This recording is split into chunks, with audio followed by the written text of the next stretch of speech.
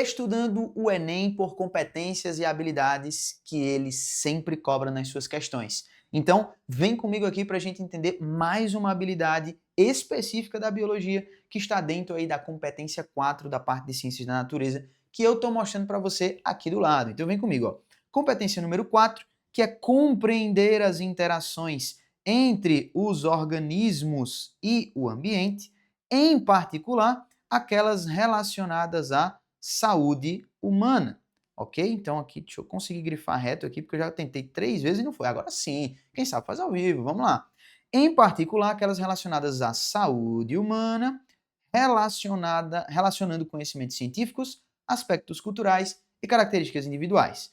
Olha só o que a habilidade 14 quer que a gente desenvolva dentro dessa competência geral. A habilidade 14, ela vai trazer. Deu um bugzinho na minha tela, mas já está aqui de volta. Então, a habilidade 14, olha só o que ela cobra de cada um de nós. Identificar padrões em fenômenos e processos vitais do organismo. Então, olha só, um objetivo específico aqui de identificação de padrões. Isso daqui se correlaciona muito com o tipo de questão de um nível específico da prova. Porque quando a gente pega aqui a pirâmide do conhecimento, e a gente fala sobre o nível de identificação ou memorização, nós estamos aqui no primeiro nível, tá certo? Então estamos aqui no primeiro nível da escada cognitiva que leva ao aprendizado.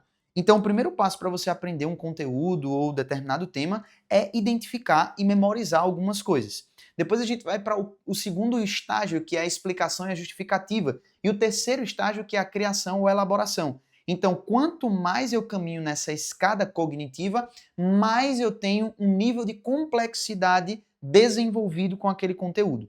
Então, uma habilidade como essa aqui, né, eu nunca sei o lado aqui, uma habilidade como essa, habilidade 14, ela vai requerer de nós identificação de padrões.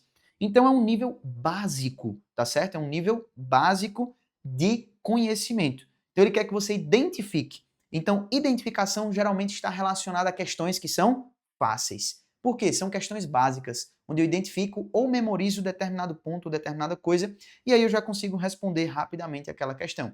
Então, aqui eu tenho um ponto de identificação de padrões. Se você conseguiu perceber isso aqui, você vai conseguir entender o que eu acabei de falar quando a gente resolver essa questãozinha aqui. Então, olha só, ele quer identificação de padrões em fenômenos e processos vitais do organismo, olha só, fenômenos e processos vitais. Então, isso aqui está muito relacionado com a parte de fisiologia, concorda? Então, ele nada mais, nada menos está pedindo de você que você identifique padrões de fisiologia, tá bom? Então, olha só, preto no branco, beleza? Bem simples, bem rápido, meu objetivo. Como a manutenção do equilíbrio interno, defesa, relações com o ambiente, sexualidade, entre outros. Então, ele está falando aqui da identificação de padrões de quê? De fisiologia. Principalmente quando ele cita aqui o equilíbrio, porque quando a gente estuda fisiologia e parte para esse ponto do equilíbrio, nós estamos falando da famosa homeostase, que é o nosso organismo trabalhando de forma sistemática e conjunta para garantir a sobrevivência do organismo como um todo, de uma forma geral. Então, a identificação de padrões ela é muito importante para a gente saber como é que isso está funcionando na realidade.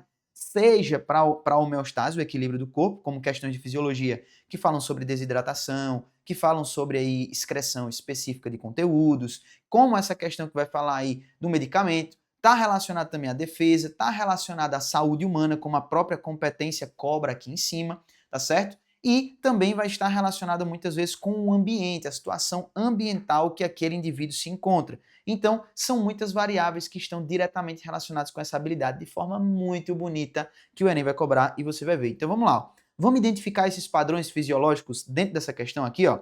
Questãozinha 107, esse aqui é o famoso Enem mais recente com relação a esse período que eu estou gravando o vídeo, Enem 2024, ó. Você consegue sentir o cheiro de Enem. E, meu amigo, se você está sentindo o cheiro de Enem e você quer aí estudar de forma estratégica, eu quero te entregar 15 dias de graça aqui da plataforma da M Academy, tá certo? Então clica no link abaixo, resgata esses 15 dias e vem estudar com estratégia para você pegar esse cheirinho de Enem aqui, ó, e chegar no dia, né, gabaritando a prova de biologia. Então vem comigo, ó. Com base em testes realizados em ratos, conclui-se que os compostos nitrosos são substâncias mutagênicas. Então ele está falando que esses compostos aí causam mutações nas células, olha só, produzem mutações nas células e possivelmente câncer. Beleza, beleza, até aí tudo bem. Ele me deu todas as informações que eu precisava. Eu tenho células que sofrem mutação, eu tenho um composto que gera essa mutação e essa mutação acaba gerando células cancerígenas. Até aí, beleza. Esses compostos podem ser obtidos pela reação entre nitrito de sódio, que é um conservante adicionado às carnes, e o ácido clorídrico. Então, se eu misturar aqui, ó, nitrito de sódio e misturar HCl, forma esse composto nitroso, que é mutagênico e pode gerar câncer, tá certo? O ácido nitroso produzido irá reagir com compostos nitrogenados, como as aminas, dando origem aos compostos nitrosos. Então eu dependo aqui de uma reação em sequência. O nitrito de sódio, que é um conservante de carnes, atuando com ácido clorídrico, esse ácido formado aí vai reagir com compostos aminados e vai gerar os compostos nitrosos que podem gerar aí esse quadro de mutações que podem acarretar a formação de células cancerígenas. E aí a pergunta dele é a seguinte: em qual órgão esse processo será iniciado?